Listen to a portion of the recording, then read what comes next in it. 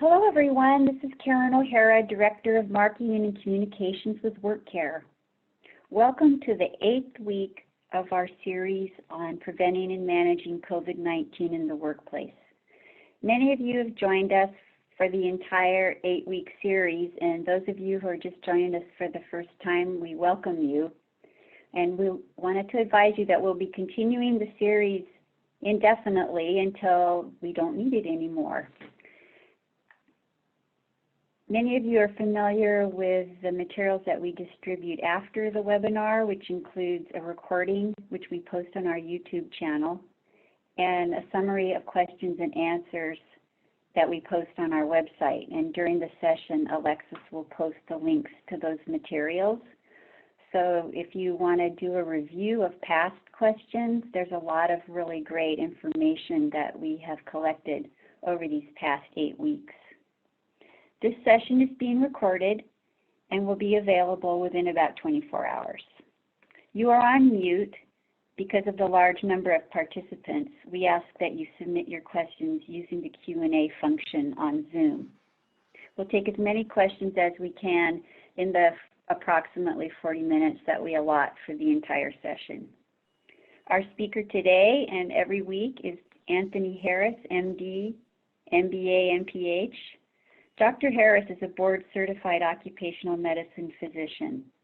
He's WorkCare's Vice President for On-Site Clinical Operations and an Associate Medical Director. He's our lead clinician for our COVID-19 solutions.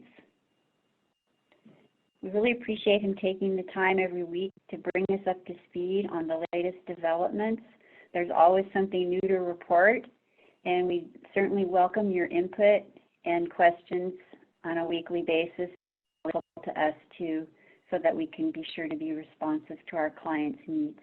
And turn it over to him. Thank you.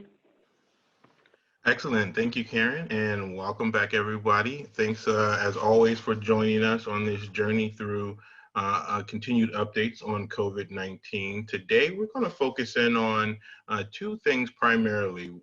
The first being probably what's on the forefront of everybody's mind in terms of states reopening, and what does that look like? What does that mean? Should we be concerned? And if so, how concerned should we be?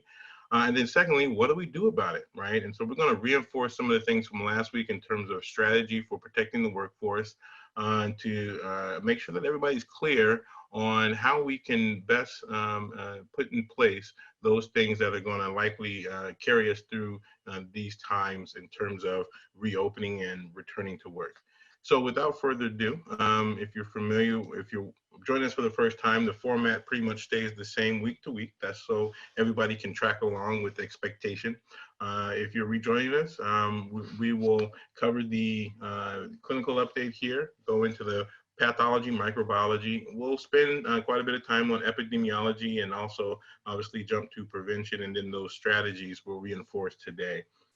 So for the clinical update piece, we talked about COVID toes about 2 weeks ago, right? And there was nothing, a whole lot new to report since then.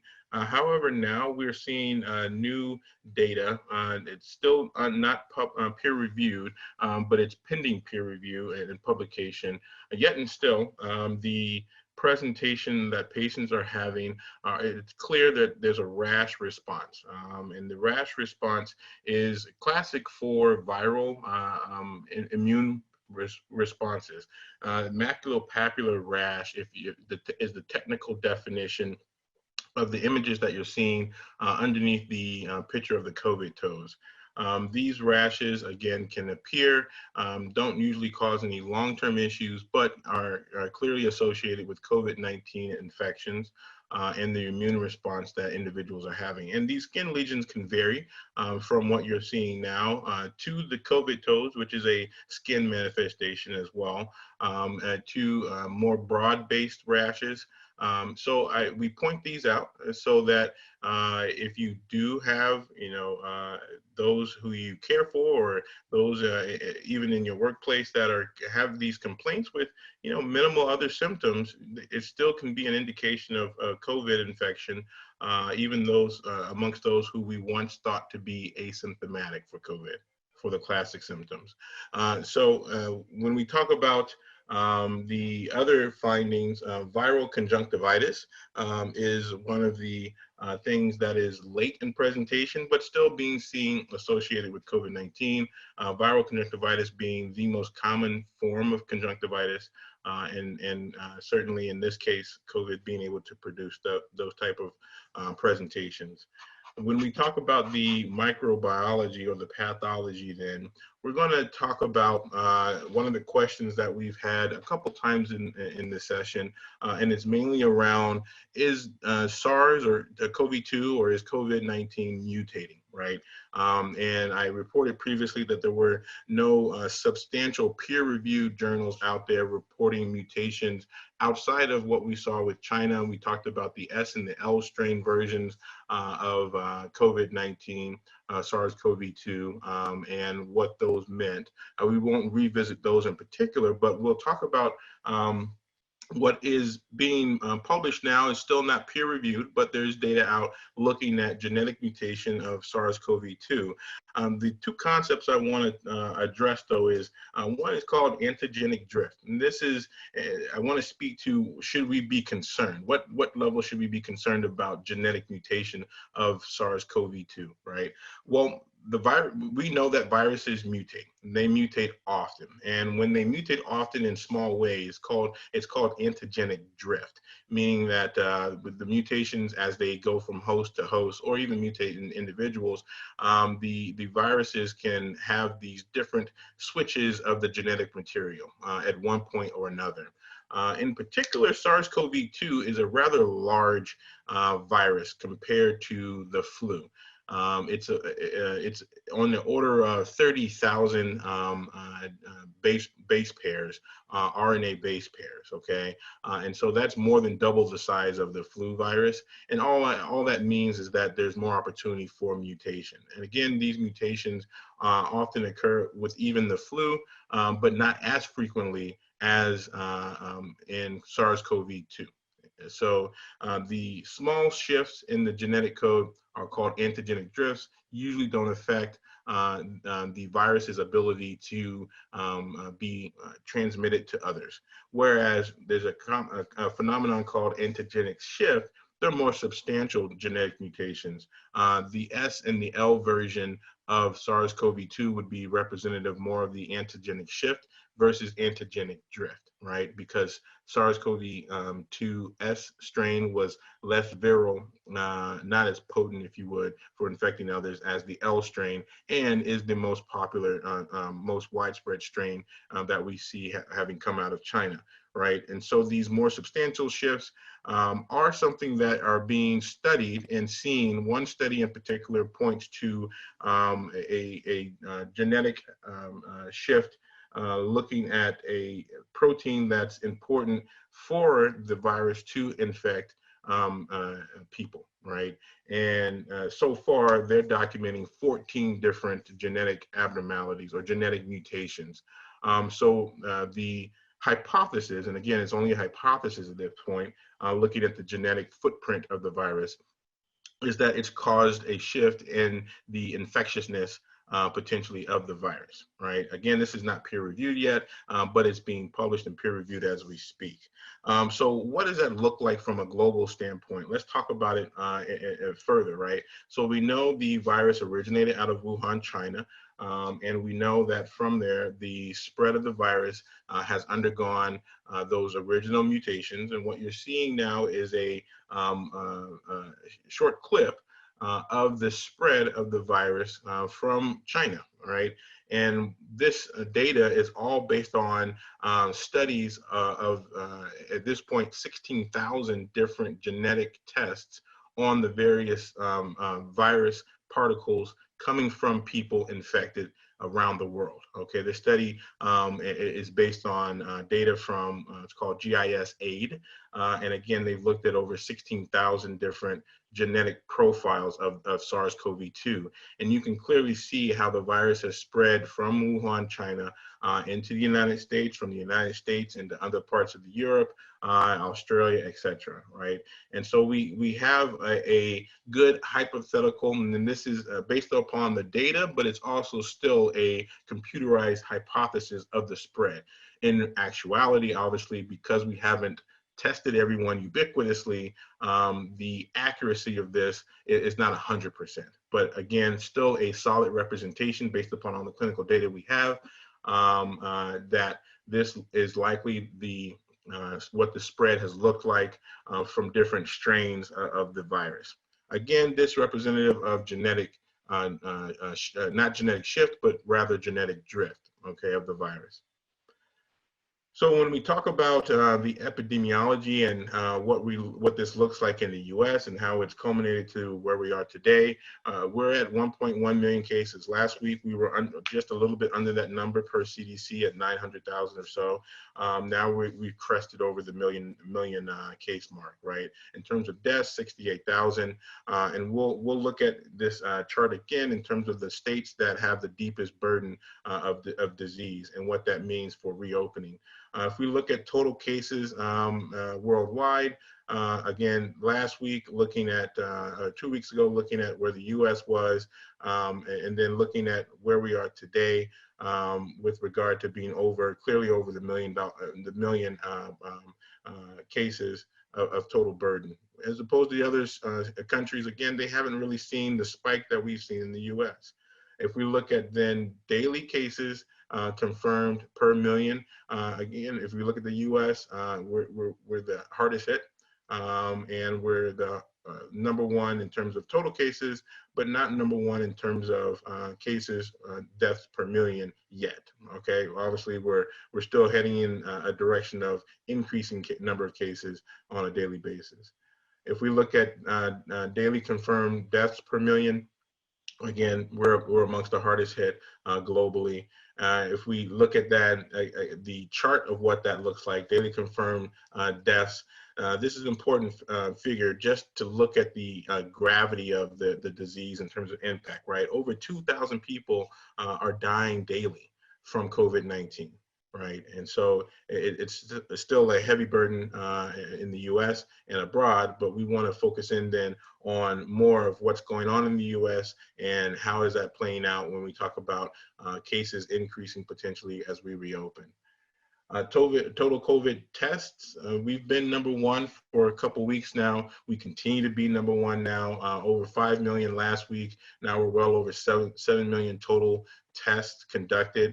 Again, feels like good news in terms of number of total tests conducted. But when we start to look at how we're doing per 1,000 people of our population, number of tests, right? We were number 2 after Italy. Last week, we climbed in our number 2 status.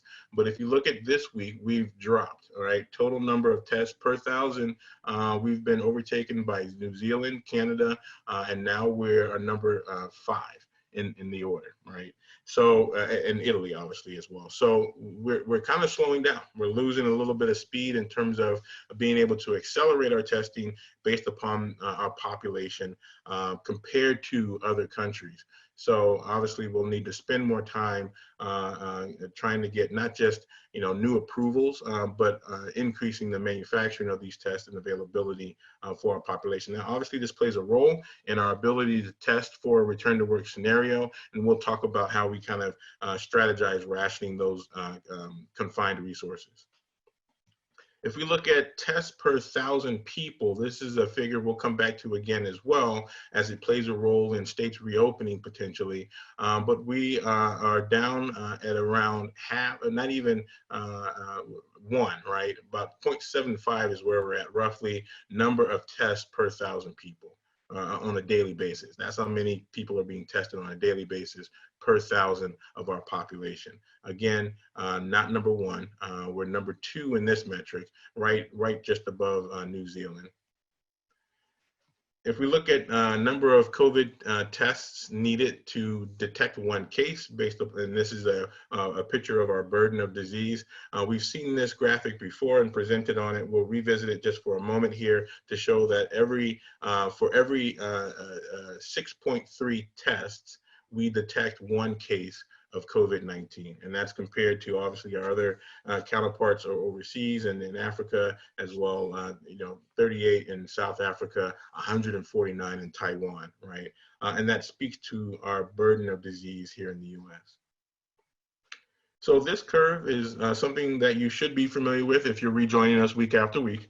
This is looking at how the flattening of our curve in terms of number of cases, right, and how we're doing. How rapidly are the number of cases increasing? This was back on April 22nd. Then we progressed a week to the 29th. We saw almost flattening of the curve. If we look at this in another way, this is the total number. And with the log of 1,000 to 10,000, 100,000, and million. If we look at it in a different log scale here, we can see more clearly the S-curve shape that we're following for a classic pandemic. And we're looking at flattening of our curve, and that's good news, right? But when we talk about what this looks like over time as states open, let's take a little experiment here to look at China, right? This was China back on the 16th. We know that Wuhan relaxed their social distancing back on the 8th of April, right? And so this is 8 days after that reopening of their economy. If we look at it on the 26th, what happened thereafter, we saw China reported a bump in daily confirmed cases, right? To the order of 160 some odd new cases on a daily basis coming out of China. And then that maintained for several days, and then they started reporting lower numbers. So they saw a recrudescence of burden of disease. And so that gives us a little window of insight into what we're likely to experience as we relax our social distancing here in the US. Now, with that being said, you can look at China's curve here, and the burden of disease compared to the US's burden of disease. We have well over 100 times the burden of illness in the US than did China. And so obviously doing the math, we could anticipate, and this is not just me prognosticating, the epidemiologists of the US from Hopkins to others are predicting an increase in burden of illness, even out of the White House, predicting an increase of burden of illness and mortality as well as the US plans to reopen the economy. And so how does this play a role into our readiness, right, in regards to what we should be doing? If you recall, the White House put out, again, the kind of phased approach, 1, 2, 3 phases of reopening the economy. They're recommending still the strong social distancing, temperature checks during that first phase, monitoring the workforce for symptoms. These are all things that should be familiar with you at this point from the series that we've been presenting on here. And then again, developing those policies and procedures to help protect the workforce on an ongoing basis. Again, being part of the new norm. And this really is this phase one that we're in full swing in as of this week, with states reopening their economies and different stores, right? And so again, reinforcing what the White House has recommended with common areas, trying to limit congregation in common areas, the phased approach to return to work, minimizing travel still to just essential travel, and then addressing the vulnerable population. And again, we're suggesting kind of a step more conservative of even limiting the vulnerable population re-entry into the workforce until PPE and social distancing have been confirmed for them as available and to be executed in the workforce, right? When we talk about the phases, we've addressed that before as well, but we want to really quickly talk about the support that the government gives us, again, for workers to do the contact tracing, or excuse me, not contact tracing, but limiting the social contact with distancing, doing the pre-screening, the monitoring, and wearing the PPE, right? You can mandate this, and we know employers are doing so with guidance from the government. And we'll touch on this briefly, right? This is the comprehensive approach that we laid out last week. And it really is rooted in a surveillance type program. Starts with square one, right? Having a strong offense to be a barrier for individuals re-entering the workforce. That's the daily screening for symptoms, as well as thermography, looking for fever. So again, step one being essential. The second step being the comprehensive program for surveillance, getting a baseline on all the workers that are re-entering in that phased approach, right, where we can categorize them into active, active disease, past disease, as well as those who have never been affected yet by COVID. And then stratifying them further with the risk appraisal based upon demographics and behavior. And then having a scheduled approach to testing, right? So we're not testing 100% of workers every day. It's an approach based upon risk. That can mean testing once a week, every other week, or even more infrequently as different levels of risk are understood. And so that COVID surveillance program is what's going to be with us for some time, right? Doing the screening, the thermography, and then appropriately having those individuals who screen positive to leave the workforce, remain at home, social distance, et cetera. So these are all essential components. The third step to it, though, is really a geographic-based approach to risk, right? Understanding where the highest burden of illness is in this particular slide, and then overlaying that with your locations and making sure we're appropriately getting resources to those highest need locations first. And that is your testing paradigm, right? And we're able to partner in producing that that program. But we want to look at the fourth piece. We won't spend a lot of time here because, again, the good news is that the number of tests approved by FDA is increasing week by week. We're well over 50. We're at 57 as of this week, tests approved. That's more than 20% greater than a week or two ago. Right. And so what we want to look at then is how do we take into account the burden of illness in the US, and then what does that look like for being ready in which locations for your workforce as economies reopen here, right? So this is the picture of, this is the picture of burden of illness in the US, right? And if we look at then next, the states that are reopening, we can see that Pennsylvania and other states that have high illness also have the plan to reopen, right? And so we recommend, obviously, knowing your state process that's in play for reopening and the impact that it's going to have from that geographic risk-based approach. And again, this is going to be the strategy for knowing where to put resources right away in terms of return to work and testing, right? And so this is available on the CDC website, and you can superimpose this with, a full list, and we can share these resources of knowing what states are reopening either partially or reopening soon or continue to be shut down, right? But if we look at then what governors are recommending, in this case, it's Governor Cuomo, they're setting forth criteria for reopening. So let's quickly look at, does it make sense, right? From our clinical perspective, in particular, looking at the 14-day decline in hospitalizations, 14-day decline in virus-related hospital deaths, looking at the number of hospitalizations below 2 per 100,000 residents. And then we'll skip down a couple, down to the number of tests per 1,000 residents per month, right?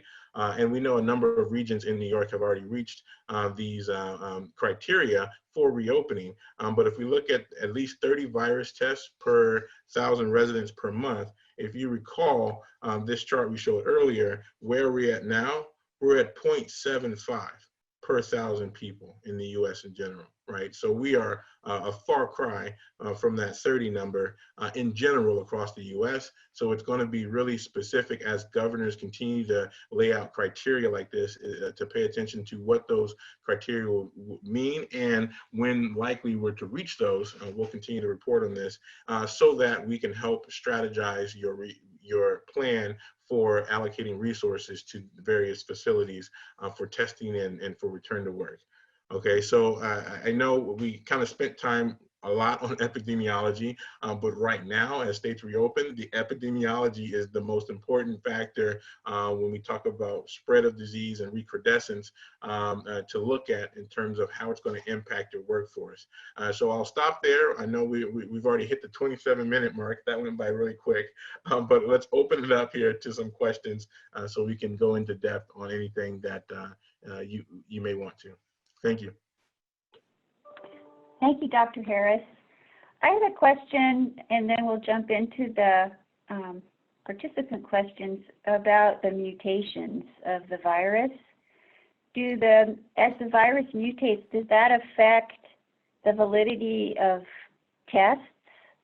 Does it affect how we treat patients, and does it affect the development of a vaccine if it's changing over time?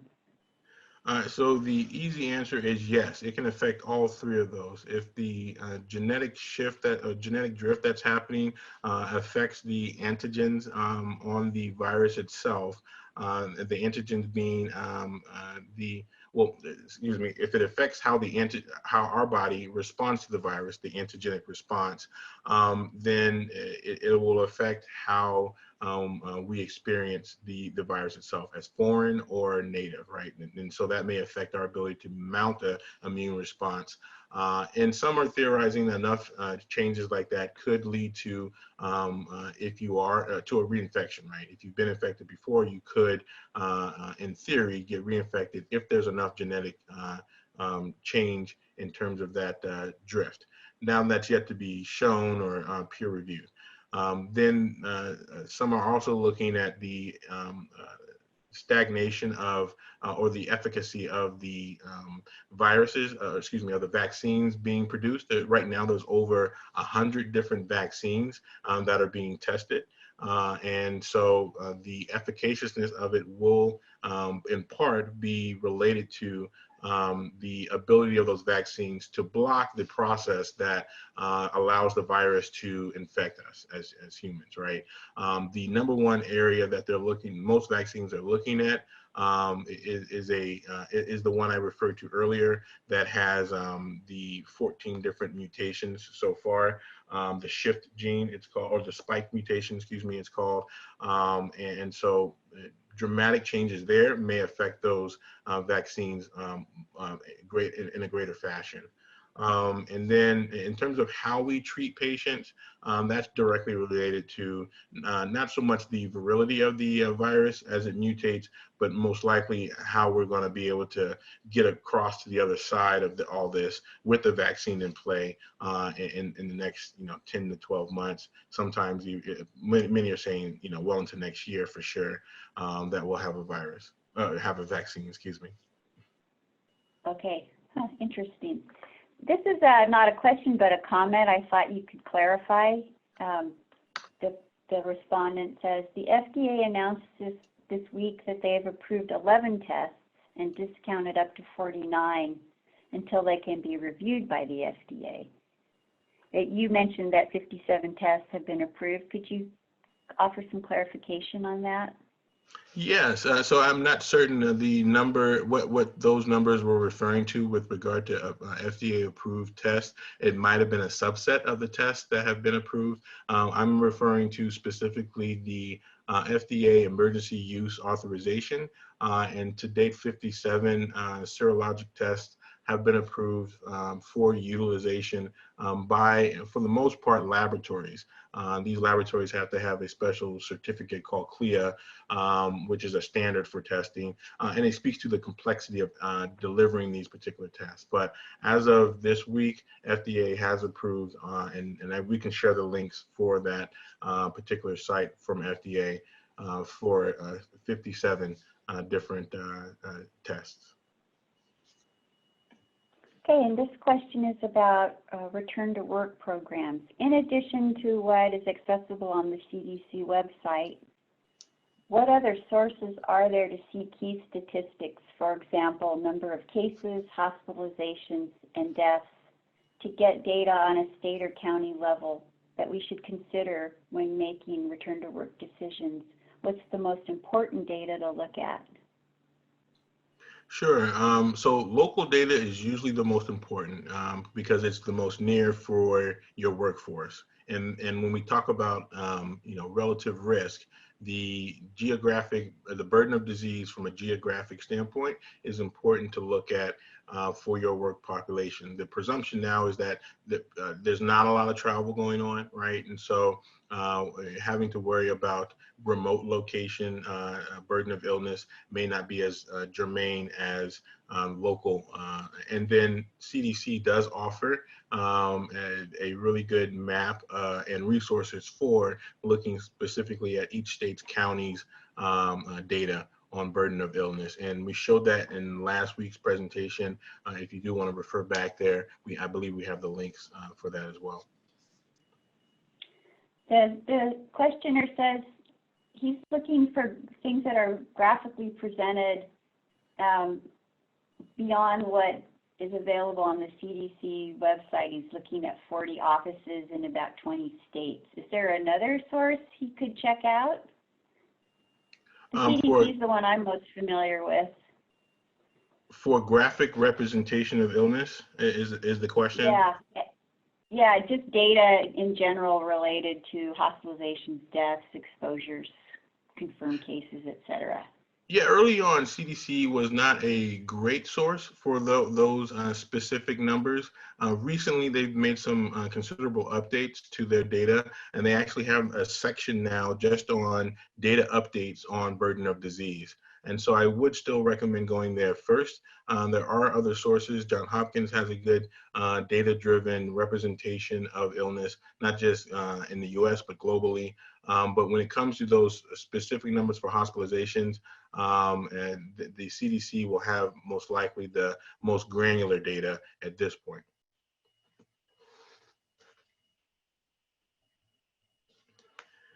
So the next question, I don't know if, I'm just going to read here the next question.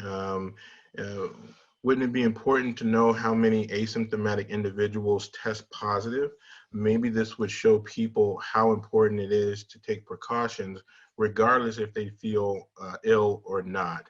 And yes, the asymptomatic carriers is an important data point for us to study the spread of illness and to limit the spread of illness transmission of COVID-19.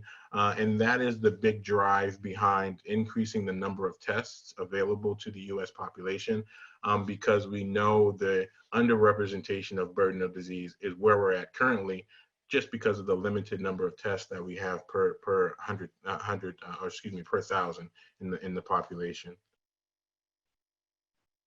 I'll take another question here. How do we, this is related to that previous question, how do we monitor asymptomatic individuals, i.e. 400 workers without symptoms testing positive at a meat packing plant? So we know this is happening, right? In terms of asymptomatic individuals in mass being positive for illness, and we've seen that even this weekend, right? So in terms of monitoring these individuals, there really is no tried and true way to capture and articulate who may have illness outside of actual testing, right? And that's the importance of the testing. We talked about last week looking at the different phases of illness, some people being asymptomatic for 1 to 3 days after contracting COVID-19 and then later producing symptoms, and capturing those individuals with testing in that window and having them home safely quarantined. But those individuals who are asymptomatic for the entire period of their infectiousness, those are the ones that will only be caught with and monitored with testing appropriately. Once you are tested positive, and the likelihood again is that you're going to develop an immunity, we can detect that with testing as well. Then after you recover, you would be in the group that doesn't have as tight as monitoring for those people who are still vulnerable or susceptible to illness. So we'll take another question here. How long does an asymptomatic person remain a danger to those around them? Is one carrier forever? Is one a carrier forever, or does that go away over time? So we know that most people who contract COVID-19 develop symptoms within the first 5 to 7 days. Even if you're asymptomatic, we know that most individuals by day 12, certainly by day 14, have recovered from COVID-19, unless they develop moderate or severe symptoms. Those individuals who are hospitalized because of their symptoms can obviously carry the virus and still shed and transmit the virus for longer periods of time, meaning weeks, as long as they're symptomatic. But those who recover are asymptomatic, usually within 48 to 72 hours, are no longer transmitting or shedding the virus. Let's see, we'll take one or two more questions here. Yeah, Dr. Harris, we have a question. Is there any updates in terms of how long it takes to get the results of a test? So the number of tests, again, approved, increasing on a weekly basis, and each of those tests have their own specific turnaround time for reporting the results. Historically, the PCR, real-time PCR, took 2 to 3 days at a minimum, sometimes up to reports of 5 to 7 days. That has dramatically decreased in the turnaround time, which is good. And we're seeing now tests available that are doing real RT-PCR in a matter of 30 minutes to an hour. Some can do those type of analysis for antigen, looking for viral particles within five minutes if it's positive, up to 30 minutes if it's negative. So this will continue to, we're likely to see a continuance in terms of number of tests available and short turnaround times. In particular, the ones with point of care, we've all inevitably seen the pinprick or finger prick tests, like you would for a glucometer, where a drop of blood is needed. These have a turnaround time of usually about 10 to 15 minutes. And that is for both the antigen available now as well as the antibody tests. But again, supply is the biggest issue. Okay, and then do we know of any templates or programs out there for return to work for employees? Yeah, we provide a template for our employers, and the template is a risk-based approach, stratifying those individuals on geographics as well as behavior. And it's a tool that is built upon a classic surveillance program architecture. So it should be familiar for those who are familiar already with surveillance programs like respiratory surveillance and hearing conservation, and we can provide those guidance to our guests here. Okay, it looks like we are out of time. So thank you everyone for joining us. Thank you so much, Dr. Harris, for your insights and clinical insights. And we will see everyone next week. Thank you all, and stay safe as always. Take care. Bye-bye.